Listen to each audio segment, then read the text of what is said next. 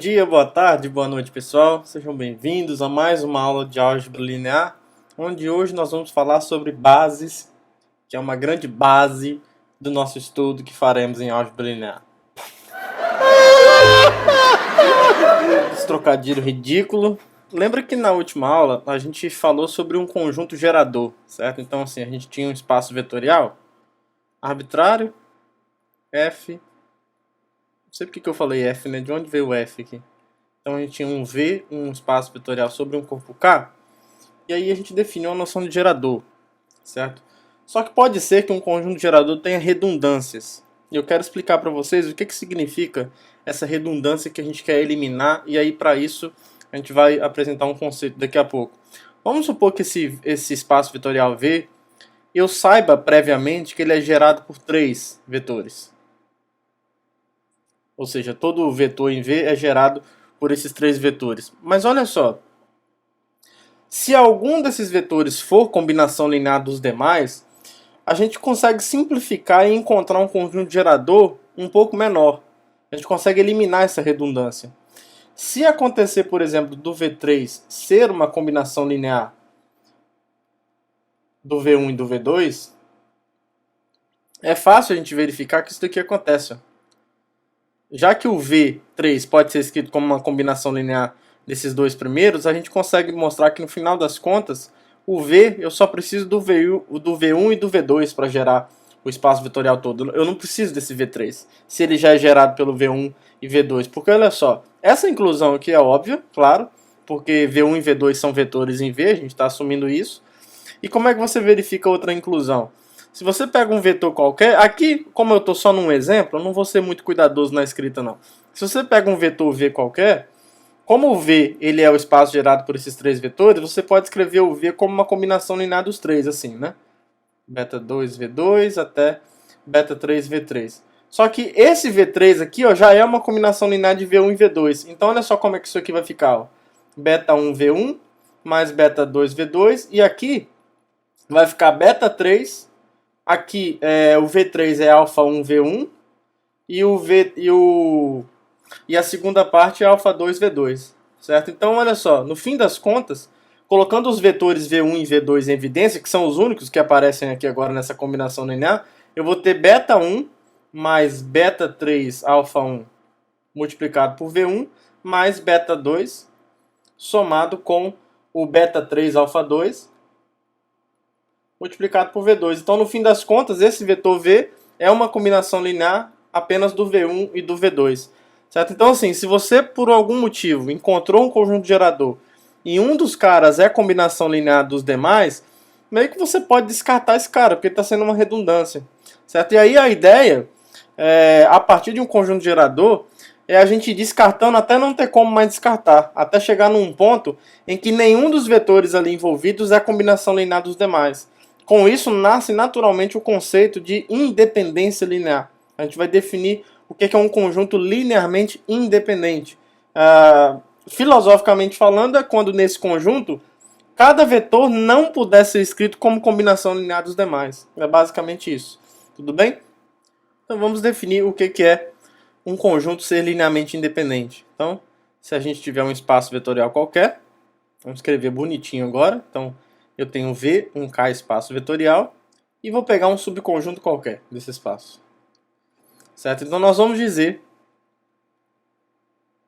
que o S ele é K linearmente independente. É bom colocar esse corpo K aqui nos momentos em que você precisar trocar o corpo onde você vai ver o espaço vetorial, se isso acontecer, né? Se você olhar para um subcorpo de K, por exemplo. Então é bom enfatizar a independência linear com relação a qual corpo, né? Porque pode ser que o V seja um espaço vetorial sobre um subcorpo do K aqui também. Então você quer enfatizar isso. Então dizemos que o S é K linearmente independente.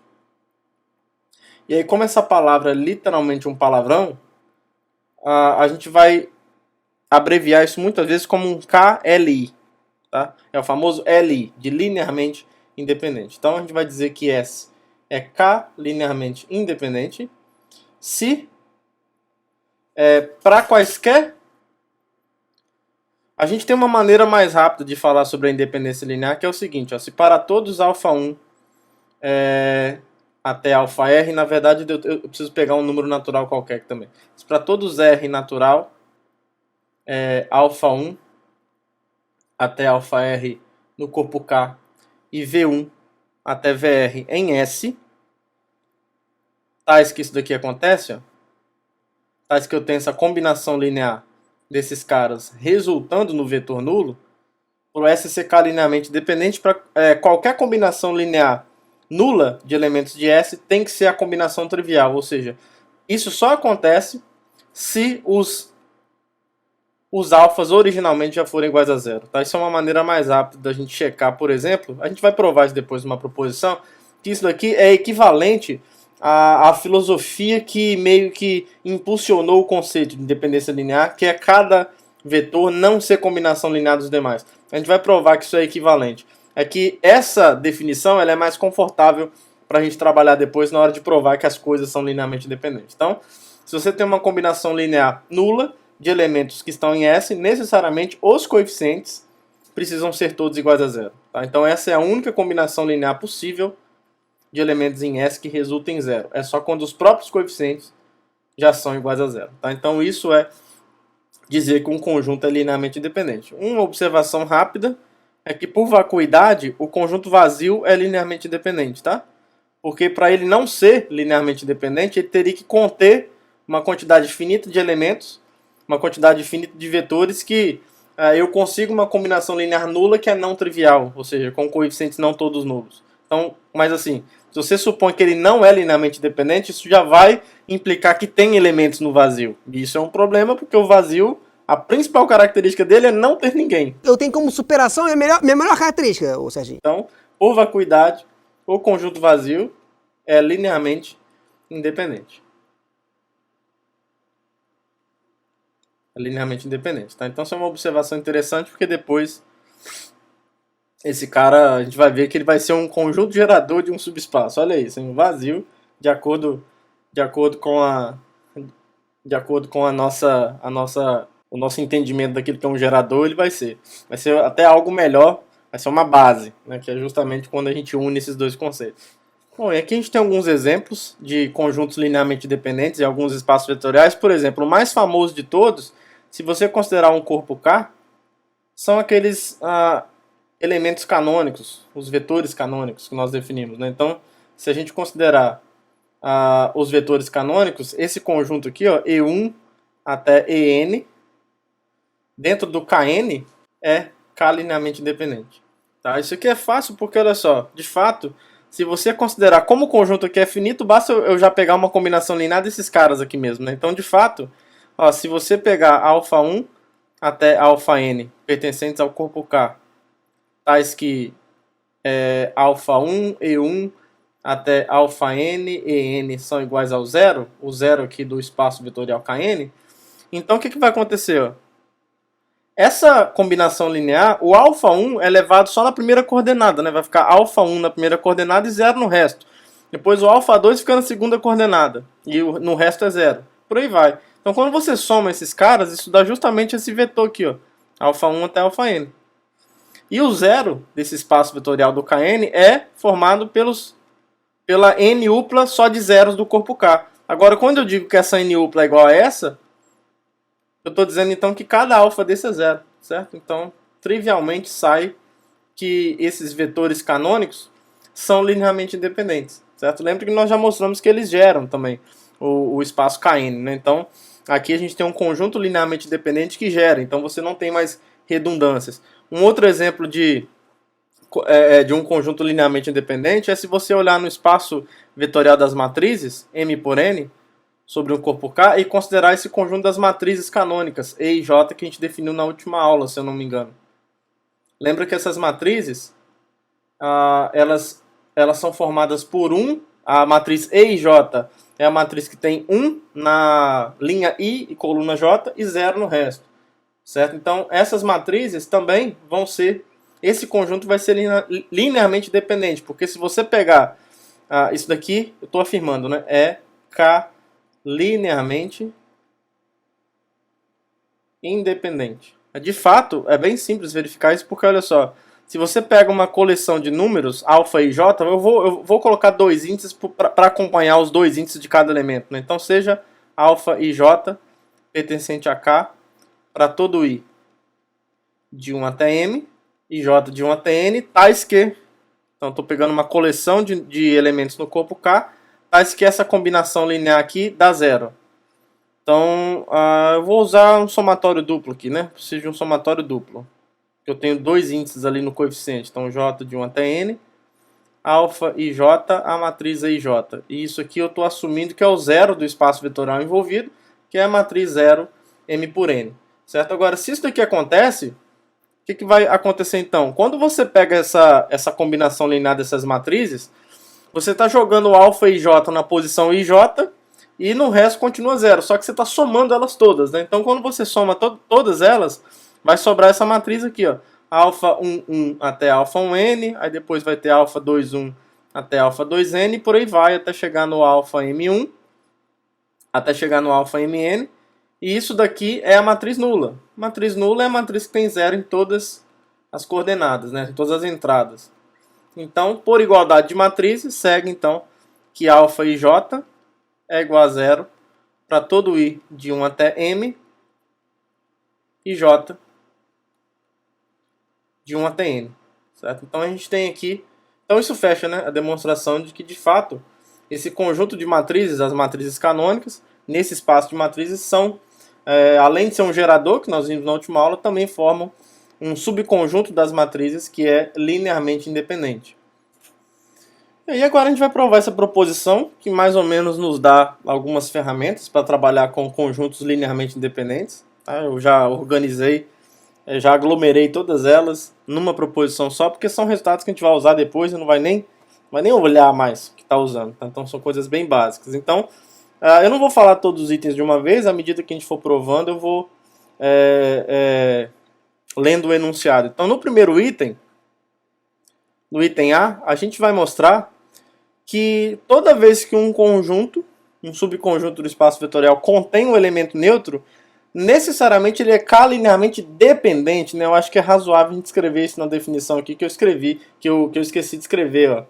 É claro que já é mais ou menos esperado que vai ser um conjunto linearmente dependente, mas é bom escrever, né? Então, a gente definiu o que é um conjunto ser K-linearmente independente. Caso contrário, claro, nós vamos dizer que S é, por definição, K-linearmente dependente. Tá? Ou, quando a gente quiser usar a abreviação, KLD, ou simplesmente LD, quando já tiver implícito que a gente já sabe qual é o corpo que está sendo envolvido. Então, por que necessariamente um conjunto que tem um elemento neutro vai ser linearmente dependente? É uma linha, por causa dessa combinação linear que é nula, mas é não trivial. Olha só, como o zero, vetor nulo, né, pertence a S, e isso daqui acontece, então esse conjunto é LD. Acabou, é só isso. É só isso. Por quê? Se você quiser fazer por absurdo, para entender melhor, se o S fosse K-linearmente independente, qualquer quantidade finita de vetores que eu tenho dentro do S vai ter que ser LI, né? Ou seja, se eu pegar uma combinação linear desse cara dando zero, o coeficiente que acompanha ele tem que ser zero. Mas olha só, 1 vezes o zero é igual a zero. Se o S fosse LI, o 1 do corpo K teria que ser igual ao 0 do corpo K. Isso é uma contradição. Tá? Isso não pode acontecer. Tudo bem? Então o vetor nulo, de fato, se ele estiver presente em qualquer conjunto, ele quebra na hora a possibilidade desse subconjunto ser linearmente independente. No item B também é bem fácil. O item B é que qualquer subconjunto de um conjunto que é linearmente independente continua sendo linearmente independente. Isso aqui é absolutamente imediato, tá, pessoal? Porque olha só, como é que você mostra que o S é LI? Você vai pegar um R natural e uma quantidade R de vetores de S com alguma combinação linear dela dando zero. Só que esses vetores que estão em S'. E o S' você sabe que são iguais a, o S' você sabe que é LI. Então esses coeficientes, como você tem uma combinação linear de um número finito de elementos do S' dando zero, esses coeficientes vão ter que ser iguais a zero. Tá? Então é absolutamente imediato o item B. Eu vou deixar para vocês escreverem os detalhes aí, mas é muito fácil, tá? Muito fácil, muito tranquilo. Item C. Esse item C é interessante porque ele meio que caracteriza os conjuntos linearmente independentes com a definição que a gente estava em mente quando eu apresentei na introdução da aula, meio que os motivos que nos levavam a considerar esse conceito, certo? Então a gente mostra que um conjunto é linearmente independente somente se cada vetor V não é combinação linear dos demais vetores. A gente escreve isso formalmente dizendo que cada V não está no subespaço gerado por S menos o V. Porque o V pertencer ao subespaço gerado por S menos V é dizer que o V é uma combinação linear dos demais vetores de S. Tá? E a gente não quer que isso aconteça para que um conjunto seja linearmente independente. Então esse item C é bem interessante para a gente provar. Tá? Então vamos lá. No item C é um se somente se, então vamos atacar as implicações corretamente. Então a gente vai supor que o S é linearmente independente. Supõe que S seja K linearmente independente. Certo? E aí a gente pode fazer por absurdo. Eu acho que o absurdo vai ser interessante aqui. Ó.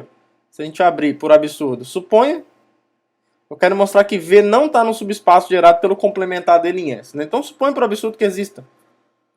Já me adiantei no Q aqui. Né? Suponha por absurdo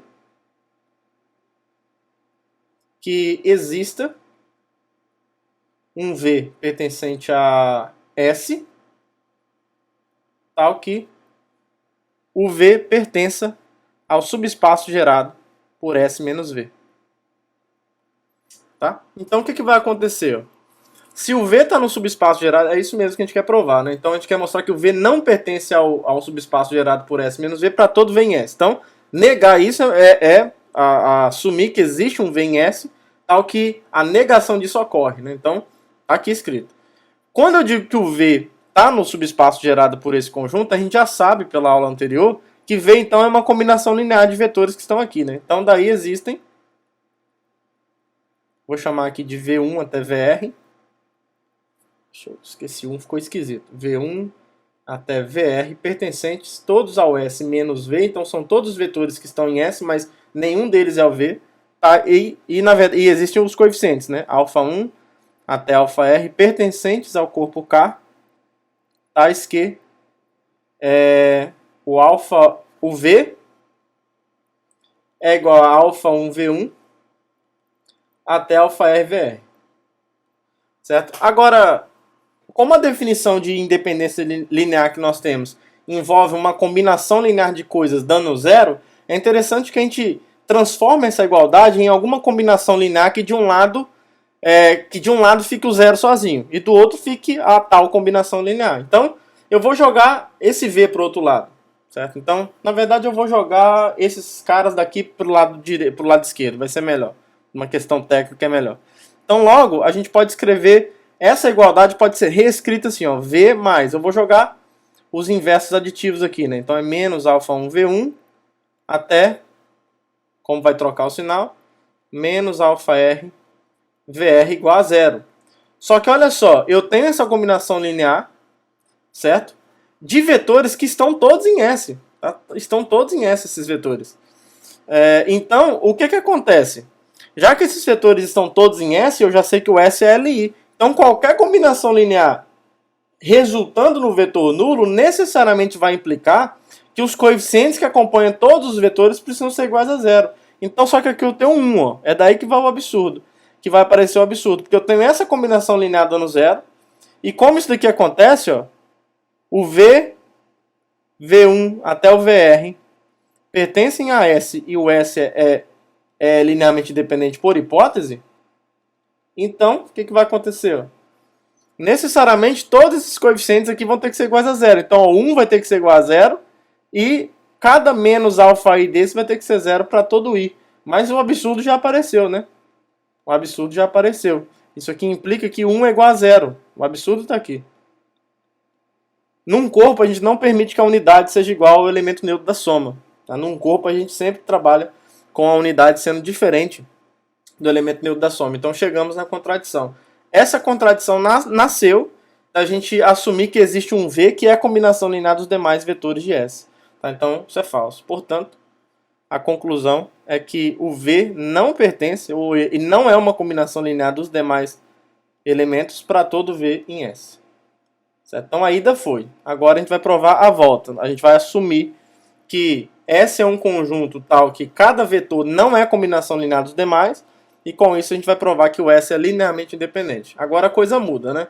Agora então, para mostrar que o S é linearmente independente, a gente vai pegar então um R natural, é pegar uma parte finita dele e mostrar que essa parte finita só admite a combinação linear resultando em zero, a combinação trivial. Então seja um R natural, V1 até VR, elementos de S, e alfa 1. É claro que na definição, pessoal, eu não escrevi, mas toda vez que a gente estiver falando de independência linear, para testar a independência linear, a gente vai pegar dois elementos aqui, 2 a 2 distintos, é claro, né? Porque se você repete os elementos, você tem um elemento como um múltiplo do outro, né? Trivialmente, né? Se você, por exemplo, se o V1 é igual ao V2, o V2 é 1 vezes V1. Então isso não seria LI, de jeito nenhum. Só que para testar a independência linear, toda vez que a gente pegar elementos dessa forma, a gente já vai estar assumindo implicitamente, só para não ficar escrevendo toda hora 2 a 2 distintos. Se você quiser escrever, pode escrever, mas eu não vou não, porque senão eu acho que é meio pedância isso, né? Claro que a gente, se está falando de independência linear, a gente vai testar elementos que no mínimo são 2 a 2 distintos, né? Pelo menos isso. Então eu vou pegar aqui uma quantidade finita de elementos em S e alfas no corpo K, satisfazendo uma combinação linear desses caras, resultando no vetor nulo. O nosso objetivo aqui, ó, o nosso objetivo é mostrar que cada alfa i desse é zero. Tá? E a gente vai fazer por absurdo também. Como a gente está fazendo os dois por absurdo, talvez seria interessante provar a equivalência das negações, né? Mas tudo bem. Então, assim, vamos supor por absurdo que o alfa i seja diferente de zero para algum i de 1 até r. A ideia para produzir a contradição é que eu já sei que cada elemento de S não é combinação linear dos demais.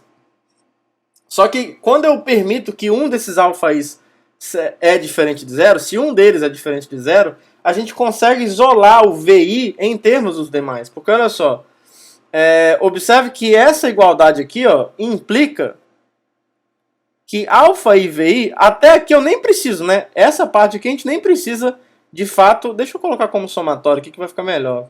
Isso aqui vai ser a soma do J de 1 até R com o J diferente de I, que pula o I, do menos alfa J VJ. Certo? Aqui fica melhor para escrever dessa forma. Observe que essa igualdade, eu não preciso que o alfa I seja diferente de zero. Eu sempre posso isolar o alfa I VI em termos dos demais. Só que, se eu quiser isolar o VI em termos dos demais, a ideia é o quê? É passar esse alfa I multiplicando o inverso dele aqui. Só que para realizar esse processo, eu preciso de ter um cara diferente de zero. E aí, a possibilidade ou a autorização de ter alguém diferente de zero aqui vai fazer com que eu tenha um elemento aqui, VI, que é combinação linear dos demais, o que vai ser uma contradição. Tá? Então, como o alfa I é diferente de zero, então isso daqui vai acontecer. Ó. O VI, quando eu passar esse alfa I dividindo aqui para o outro lado, né, filosoficamente, moralmente é isso que está acontecendo, a gente vai ter essa combinação linear aqui, ó, de J de 1 até R pulando o I. Aí aqui eu vou ter o menos alfa J vezes o alfa I a menos 1. Eu posso multiplicar ele em cada entrada, né? Então eu posso aplicar a distributividade, ele já entra aqui então. VJ. Então olha só, como esses caras, é claro, né, que eu peguei 2 a 2 distintos, o que a gente está concluindo com isso então? Já que o J aqui é diferente de I. Isso aqui está mostrando que o VI pertence ao quê? Ao subespaço gerado pelo S menos V. VI, né? Porque esses vetores aqui, ó, eles são os vetores V1 até VR pulando o VI. Tá? Então, o VI é uma combinação linear de demais vetores em S. Então, cada VJ desse está em S, só que nenhum deles é o VI, porque a gente já, óbvio, pegou elementos aqui 2 a 2 distintos. Então, só que isso aqui é uma contradição. É uma contradição por quê? Porque o VI está em S E como o VI está em S, por hipótese, olha aqui, ó, o VI não pode pertencer ao subespaço gerado por S menos VI. Já que isso aqui vale para todo V em S, então vale para o VI também. Então isso é uma contradição. Tá? E essa contradição vem da gente assumir que algum alfa I desse é diferente de zero.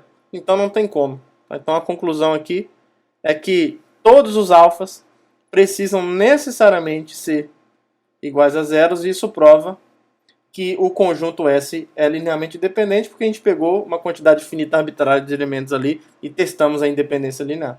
Tá? Então, portanto, o S é K linearmente independente. Isso encerra o item C dessa proposição. O item D. O item D, tranquilaço. Se eu tiver um vetor não nulo, então o subconjunto de V formado apenas por esse vetor é linearmente independente. Tá? Então, uma linha. Porque olha só. A gente quer mostrar que esse... Eu sei que o V é diferente de zero, né? Então a gente quer mostrar que esse conjunto aqui, ó, é KLI.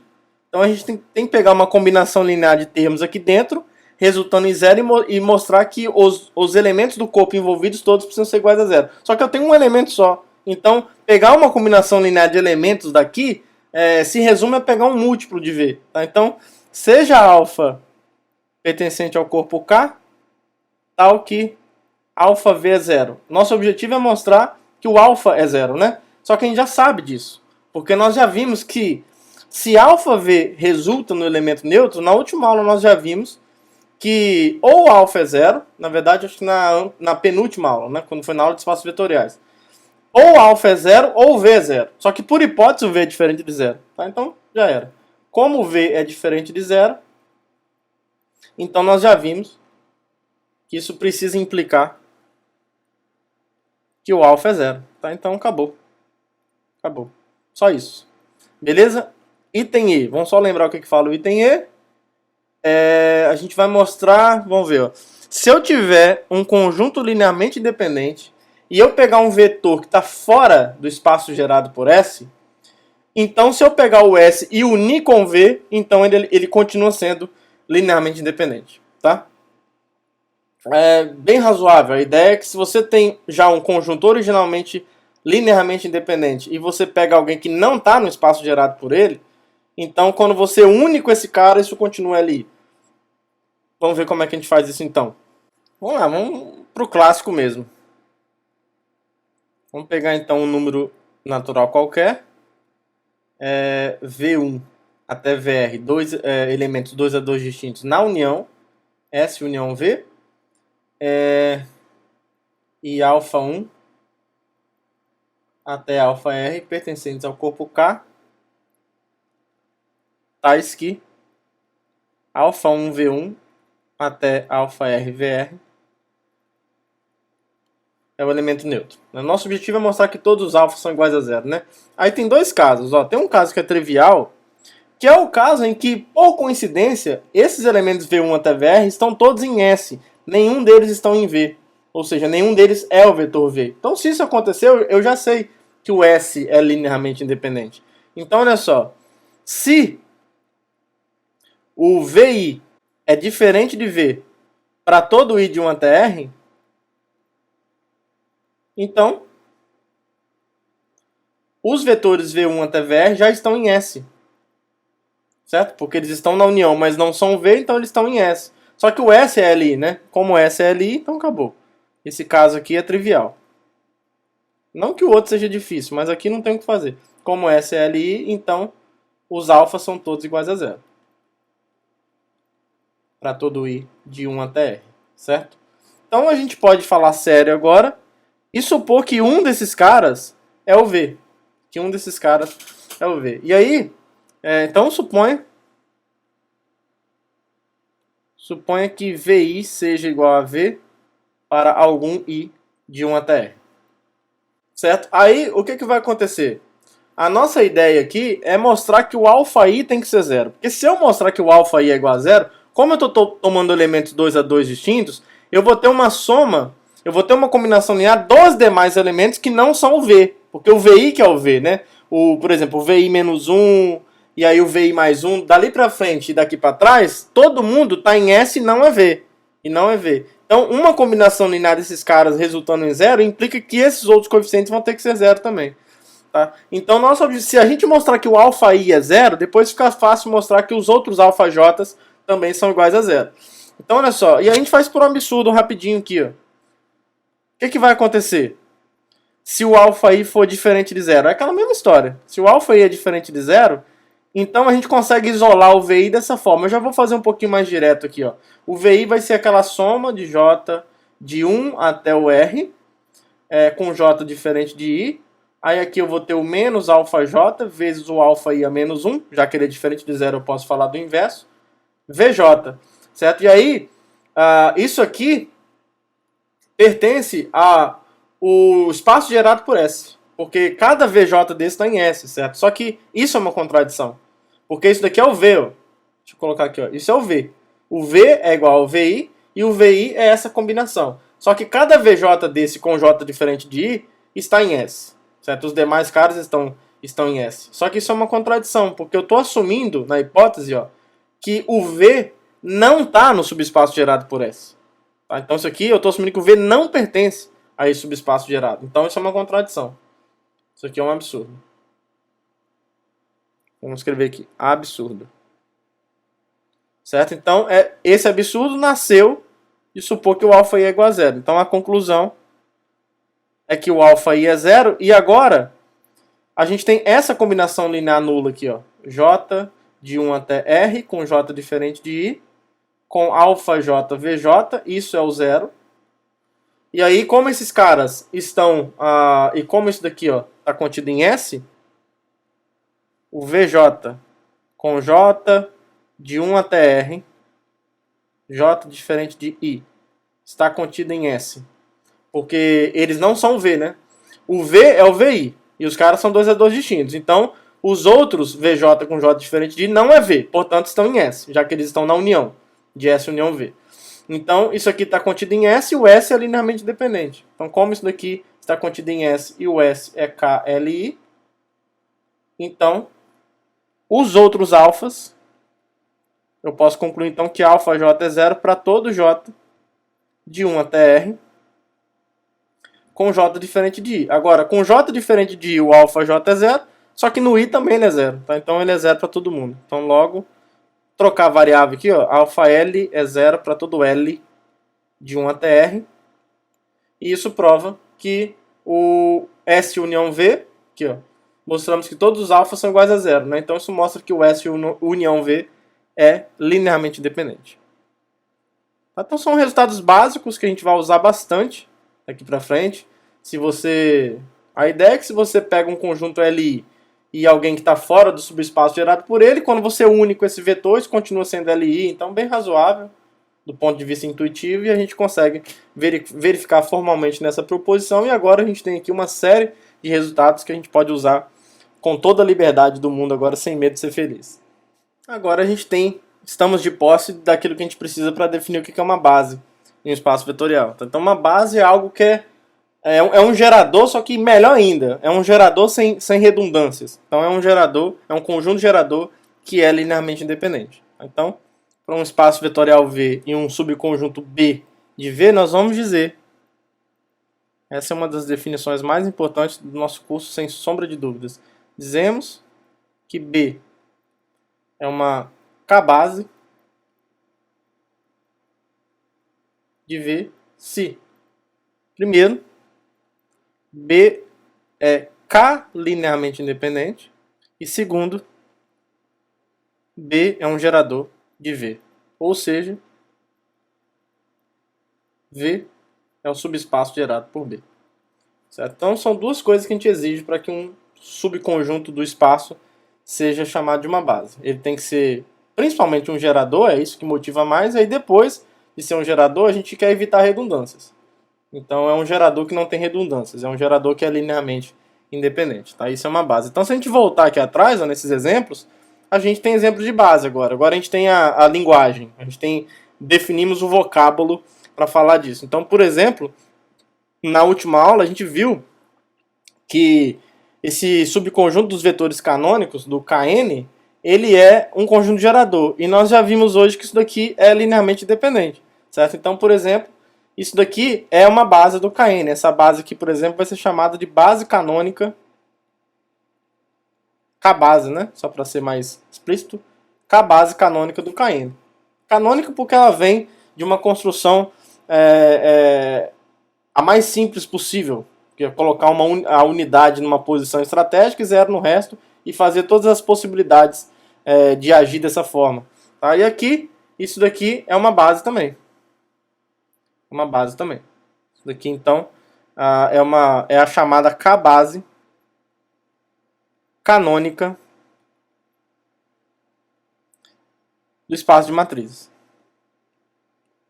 Tudo bem? Ao longo do curso a gente vai ver mais bases de outros espaços vetoriais, né? Quando a gente for explorar mais os espaços vetoriais que admitem uma base finita, a gente vai querer, por exemplo, para um conjunto, para um sistema linear, a gente vai querer, por exemplo, encontrar uma base para o conjunto solução, já que a gente sabe que são um subespaço vetorial. Portanto, é um espaço vetorial. A gente vai querer encontrar geradores para esses caras e que sejam linearmente independentes. Então, a gente vai explorar muito isso, né? Nessa primeira aula agora sobre bases, eu vou explorar mais a questão teórica por cima do conceito. Mais para frente, a gente vai aplicar isso no estudo de matrizes e coisas do tipo. E aí, uma excelente pergunta que a gente pode fazer é: será que todo espaço vetorial tem uma base? A gente definiu o conceito de base. E uma bela pergunta é saber se qualquer espaço vetorial tem base. Nós vimos, por exemplo, que o espaço vetorial Kn, no caso aqui o K é o corpo dos reais, é o Rn, né, o famoso Rn, tem uma base, a chamada base canônica, que não é a única, você vai ter outras também. A gente vai até explorar isso um pouco mais depois. Mas a pergunta que fica é: será que qualquer espaço vetorial admite uma base? Por exemplo, aquele espaço de funções malucas, funções de R em R, será que aquilo admite uma base? É uma boa pergunta que a gente pode fazer.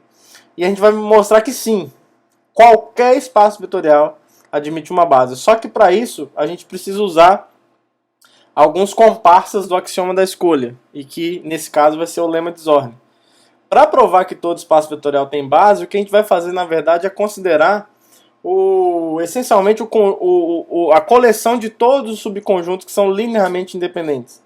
E aí o que a gente vai fazer é mostrar que essa coleção satisfaz a hipótese principal do lema de Zorn.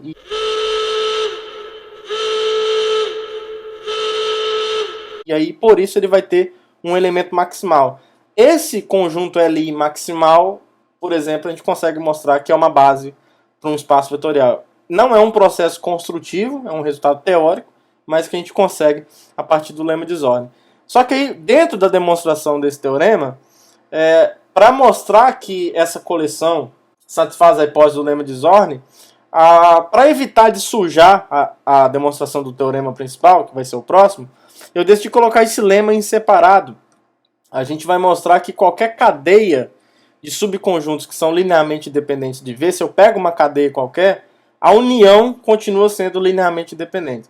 A gente não está dizendo que a união de quaisquer conjuntos linearmente independentes formam um conjunto Li. Eu deixo para vocês como exercício, é muito fácil você pegar exemplos de conjuntos que são Li, mas quando você toma a união deles, você não tem mais a independência linear. Só que a gente está falando de uma cadeia, um subconjunto totalmente ordenado. Então isso quer dizer que eu estou olhando para uma coleção de conjuntos Li em que, dados dois elementos, né, que nesse caso são os conjuntos, ou o primeiro está contido no segundo, ou o segundo está contido no primeiro. Então é algo bem especial. Mas que para nós serve aqui porque é justamente com esse tipo de subcoleção que a gente precisa testar a hipótese do lema de Zorn. Então vamos mostrar que essa união continua sendo linearmente independente. Então, vou pegar aqui R, um número natural, V1 até VR na união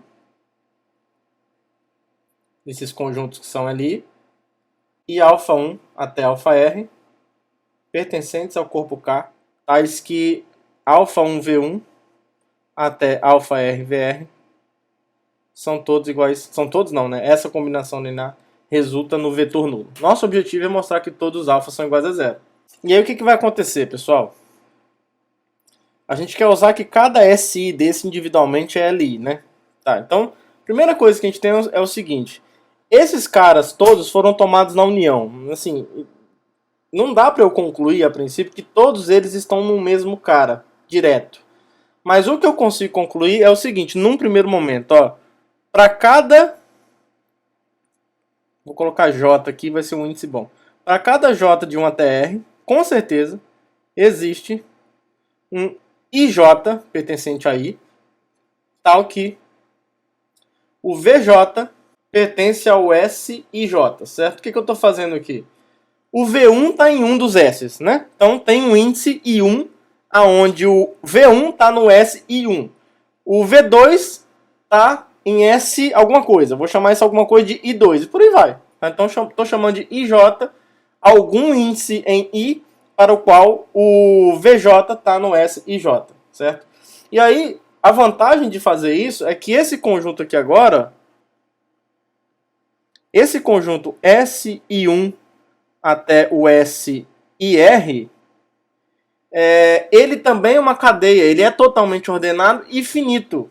Ele é totalmente ordenado com relação à inclusão e é finito.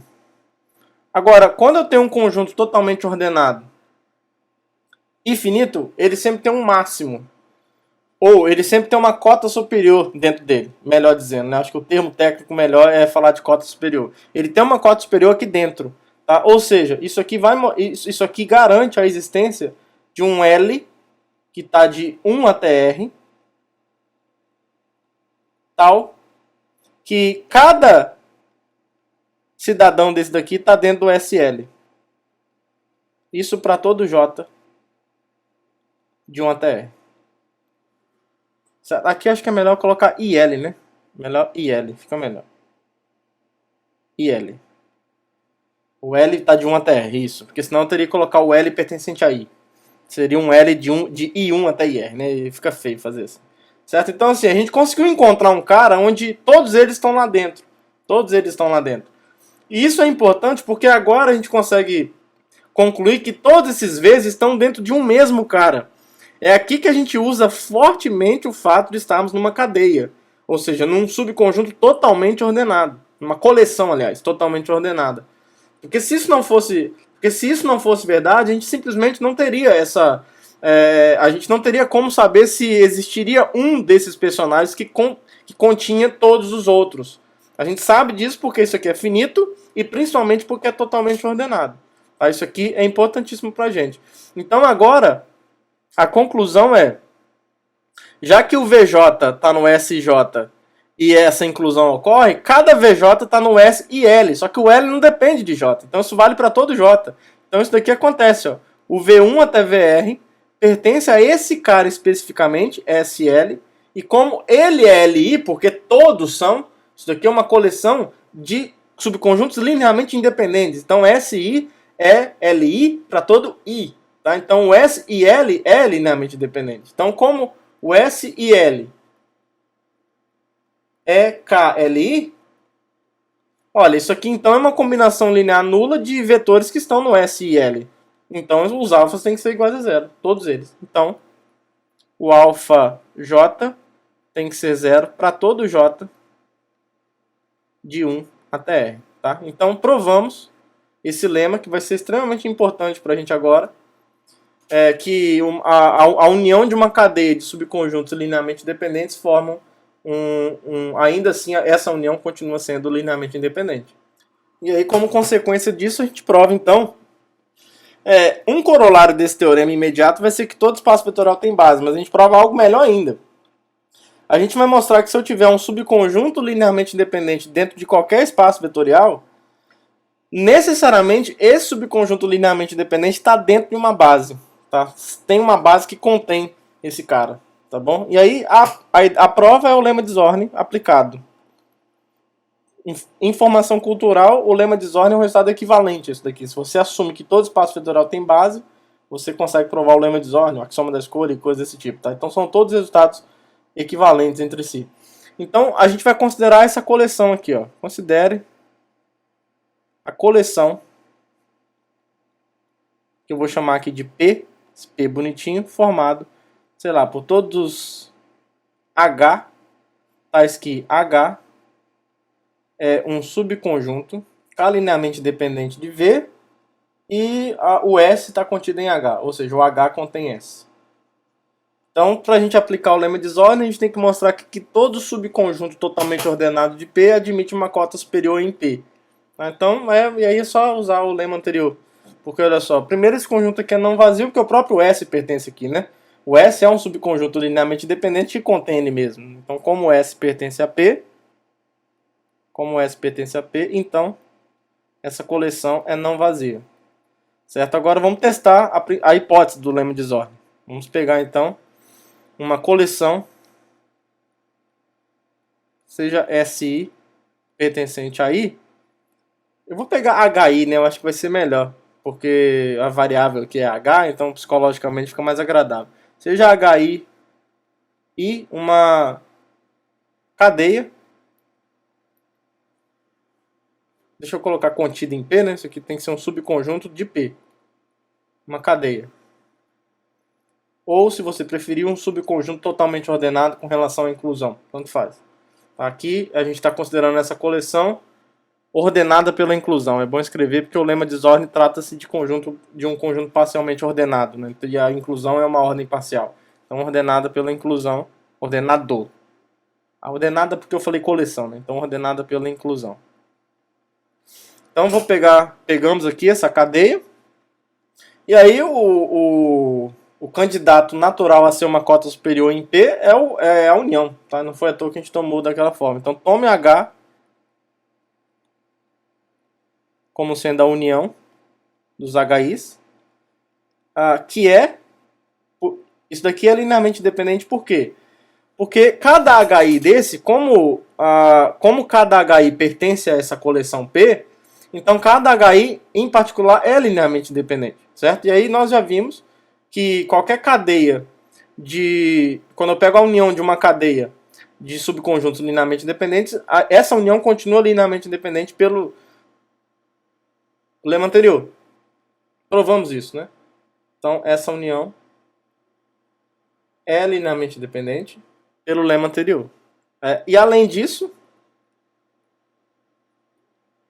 é claro que o S está contido em H, certo? Porque olha só, o S está contido em cada um desses caras, né? O S está na interseção, inclusive, de todos eles. Enquanto mais na união, com mais razão ainda está na união. Então o S está contido em H e, portanto,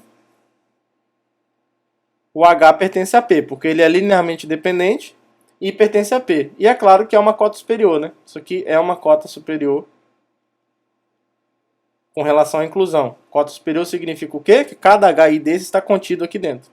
Certo? Já que é a união. Então isso aqui é uma cota superior dessa coleção. Então a hipótese principal do lema de desordem foi satisfeita. Tá? Então, pelo lema de desordem,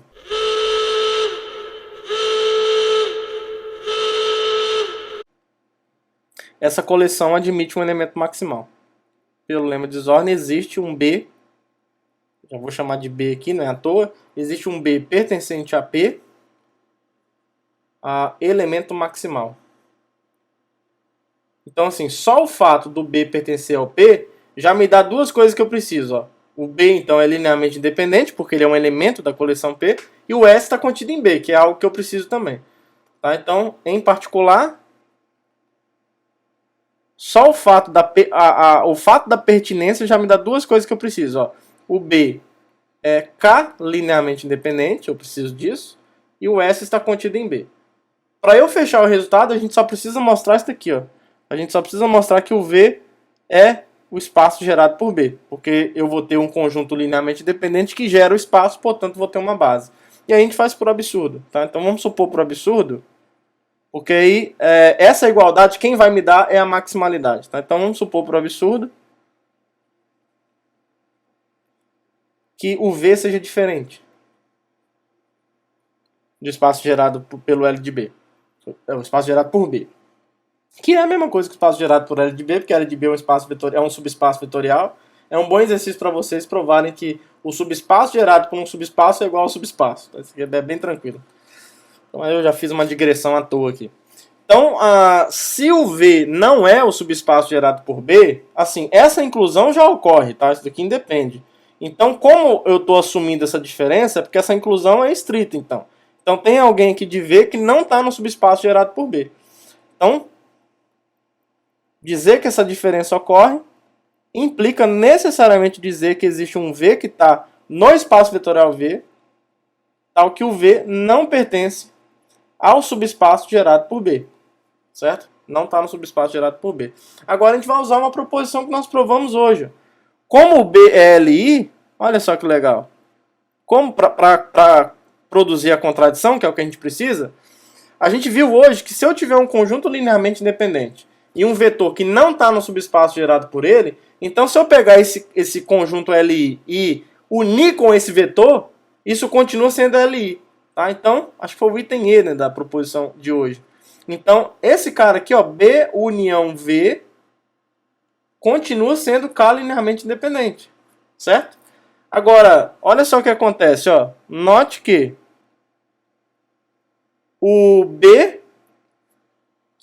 o S está contido em B, que está contido em B união V.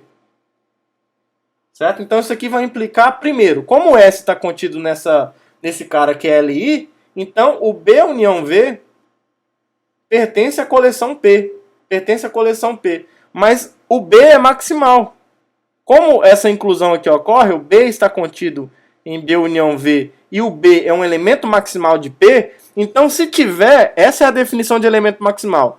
Dizer que o B pertence ao P, pertencente a P, é um elemento maximal com relação à inclusão, é dizer o seguinte, olha, se tiver alguém dentro dessa coleção P que se atreve a tentar ser maior que o B, então eles têm que ser iguais. Então, a maximalidade do B aqui, como isso daqui acontece e o B é um elemento maximal, vai implicar que a igualdade precisa ocorrer. Então, B é um elemento, como o B é maximal, vou escrever aqui, né, para ficar bonitinho. Então, não tem jeito, ó. Essa igualdade precisa acontecer. Agora, dizer que B é igual à união de B com o vetor V implica, em particular, que o V está em B. Só que o B está no subespaço gerado por B, com certeza. Olha aqui a contradição aparecendo. Porque, por um lado, olha só, por um lado, quando eu digo que o V é diferente, se eu suponho que o V é diferente desse cara, esse vetor V nasce dessa suposição. Então eu encontrei um vetor V que não está no subespaço gerado por B. Mas a maximalidade do B vai acabar implicando que não tem jeito. Esse V tem que estar no subespaço gerado por B. Então isso é uma contradição. Essa contradição, ela só tem uma razão de ser.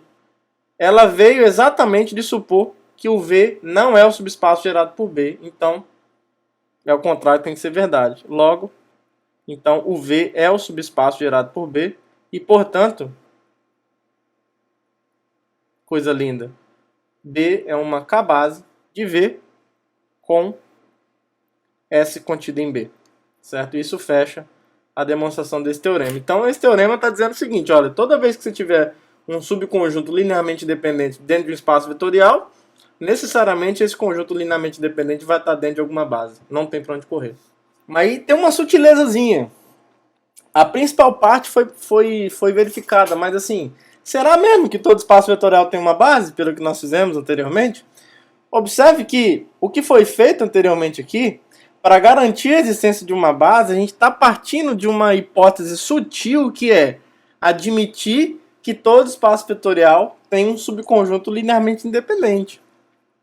A gente só encontrou essa base B porque a gente está partindo do fato de existir um subconjunto LI. E aí? A gente pode perguntar novamente, então, será que todo espaço vetorial tem um conjunto LI? A resposta é sim. E responder essa pergunta é muito mais fácil. Porque foi um item da proposição que nós provamos hoje. A primeira coisa, por que todo espaço vetorial tem base? Isso é verdade mesmo. Porque, de fato, todo espaço vetorial admite um subconjunto LI. Por que isso é verdade? A gente pode olhar para o vazio, por exemplo. A gente já viu que o vazio é LI. Mas, assim, se você não quiser apelar tanto, se o espaço vetorial tiver só o vetor nulo, isso é possível, então, o V, nós já vimos, ele é o subespaço gerado pelo vazio, né? E, portanto, o vazio aqui, ele é ali por vacuidade e ele é gerador, né? Então, o vazio é uma base, é uma K-base de V, certo? E aí, se o V for diferente de vazio, vazio não, né? O que o V é diferente de vazio, isso sempre acontece. Mas se o V for diferente do espaço vetorial nulo, então é só você tomar, então assim, então existe um vetor V que é diferente do vetor nulo, né? Então, pelo teorema anterior, nós já vimos que o subconjunto que contém um vetor nulo, ele é ali, né? Então, como esse vetor é K linearmente independente, então existe B K base de V que contém esse vetor. Tal que o subconjunto formado pelo V está contido em B.